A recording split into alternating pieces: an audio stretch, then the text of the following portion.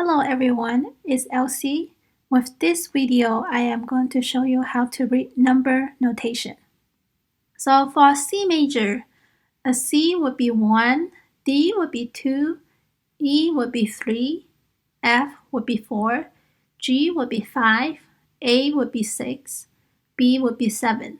For G major, the one would start at G, and then A would be 2, B would be 3, C would be 4, D would be 5, E would be 6, F would be 7.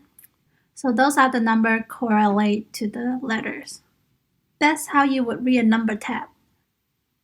The X here can mean any number. So if you just see a number, that means it's a quaternary, which is 1 beat. If you see the number 0, that means it's a rest. When it's a rest, you don't play it. When you see a number with underline to it, that means it's the 8th note. 8th note is half of the length of a quarter note, which means half beat. And then for rest, you will see a 0 with underline to it. When you see a number with 2 underline, that means it's a 16th note. It's 4 times as fast as quarter note, which means it's a quarter beat. The 16th note would be a 0 with 2 underline to it. If you see a dash to a number, that means it's a half note.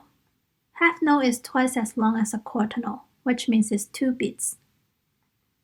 For a half note rest, it would be a 0 with a dash to it. If you see a number with 3 dash to it, that means it's a whole note, which is 4 times of the length of a quarter note, which makes it 4 beats. For a whole note rest, it would be a 0 with 3 dash to it.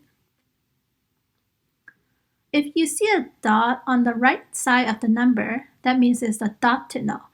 The dot on the right side would make a note 1.5 times longer. If you see a curved line on top of 2 lines, that means it's a tight note. When you see a tight note, that means you only play the first note, but not the second one. When you see a dot above a number, that means it's 1 octave higher, which means it has higher pitch. If you see a dot below a number, that means it's 1 octave lower, so it has a lower pitch. If you see 3 numbers on one row, that means you would play those notes at the same time.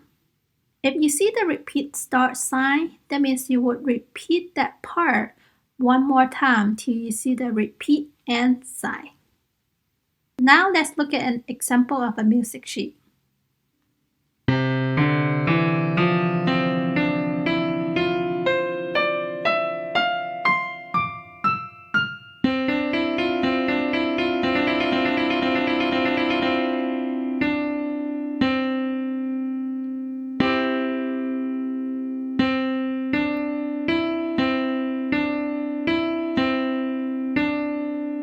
That's all I have for this video.